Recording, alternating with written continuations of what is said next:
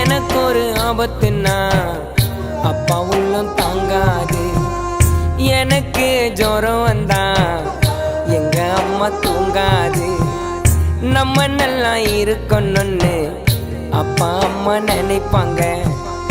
ரோட்டில் உழைப்பாங்க, உச்சி வெயிலில் உழைப்பாங்க, உயிரையும் கொடுப்பாங்க.